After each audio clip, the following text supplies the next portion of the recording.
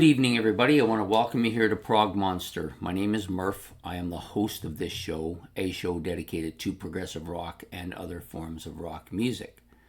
So this is my second take on this because I erased the entire first episode, and so now we're going to do it again. Yeah, sometimes I lose it. I think I forgot to save it first before I uploaded it. So anyways, we're here to do a look back at a classic rock album. That's Monday night's show. It comes out at 8. And it's going to feature Iron Maiden's No Prayer for the Dying. This is an album that, I think this is probably the first album that kind of comes with a lot of the newer Iron Maiden I've gotten into. My original collection consisted of Power Slave, the Seventh Son of the Seventh Son, and the Number of the Beast. Those were the three that I've had for a long time, and then I got Peace of Mind and a few others a little bit later, and this one is the newest one, I think, to that collection. I have a few others that have to go in, Killers and the debut album and stuff like that, but this is the one that is the newest one, kind of, for me. So it was released October 1st, 1990, about 44 minutes in length, recorded at the Barnyard Studios in Essex, England, on the EMI label, and Martin Birch is the producer. It features Bruce Dickinson on vocals, Dave Murray on guitars, Janek Gears on guitar, Steve Harris on bass, and Nico McBrain on the drums. Janek Gears, of course, replacing Adrian Smith on this album as a new member of Iron Maiden. So 10 tracks on here. I had maybe 4 of them that were over 7s. I gave over 7s, one of them over an 8. And then the rest of them were in this primarily in the 6s to 7 range with a couple of 5s, 5.5s, I mean. So we'll talk a little bit about each of the songs. I'm just going to put on my glasses so I can read my handwriting. So the opening track, of course, is Tail Gunner. This is a catchy riff. I love the vocal melodies on this particular track that support Dickinson's vocals, and some really good guitar solos, catchy guitar solos here. Sorry, I got this fly that's irritating the shit out of me. Next up is Holy Smoke. Oh, Tail Gunner, by the way, was one of the songs I gave a 7 or better.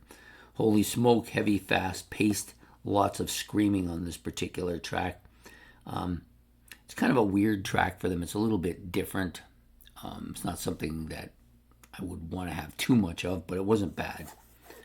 And then the next track, of course, is the title track, No Prayer for the Dying. It's got some heavy riffing, lots of catchy. It's a catchy track, right? Basically, a lot more melodic and a lot more heavier than the previous track, which I found a little bit boppy. Next track up is Public Enemy and Public Enema number 1. Sorry, we're gonna get it right. Don't you worry. Vocals are very good on this track. Lots of harmony here. Guitar is dominant. I found this to be a pretty strong track for them. It was another one of my 7s or better. Fate's Warning, next track out, and I kind of wonder if this is where Fate's Warning got their name from. I don't know much of Fate's Warning's history. It seems like it could have been something like that. I'm not sure.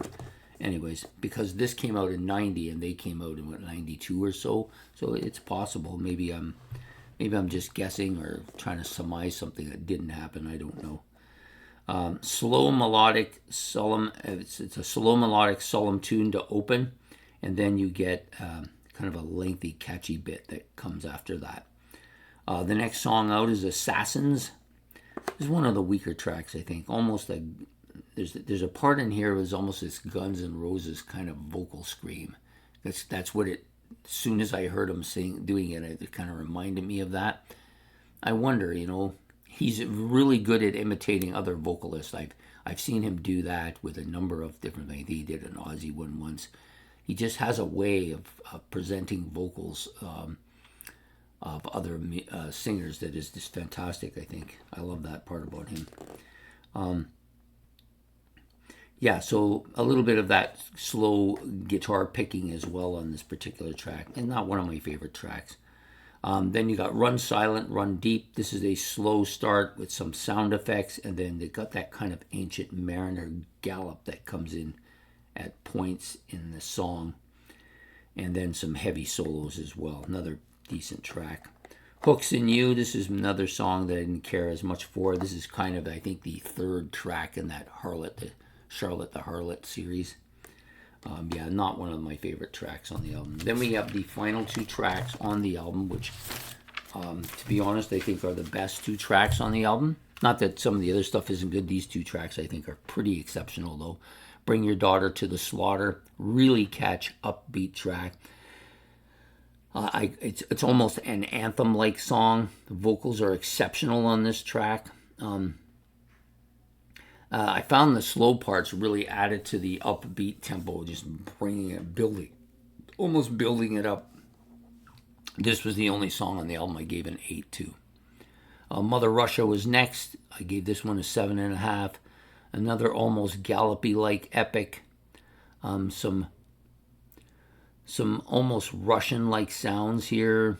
Almost when you see those Russians doing that dance where they crouch down so that they're almost on their knees, and then they put their hands across and kick out. It kind of reminds me of that. This particular track there's a little bit of that, so it has that little bit of that Russian sound to it, but some pretty catchy hooks on this song. Really interesting tune as well. So there you have it. That's No Prayer for the Dying from Iron Maiden, a 1990 release, the first one featuring Janek Gears replacing Adrian Smith, and just such a pretty solid album. Definitely has that sound that you've got in some of the earlier albums, from Number of the Beast up to Son of the Seventh Son. Yeah, there's a lot of that similar sound there. I actually appreciate this album quite a bit, and I recommend anybody who loves Iron Maiden, who hasn't listened to it, give it a try. It's a great album.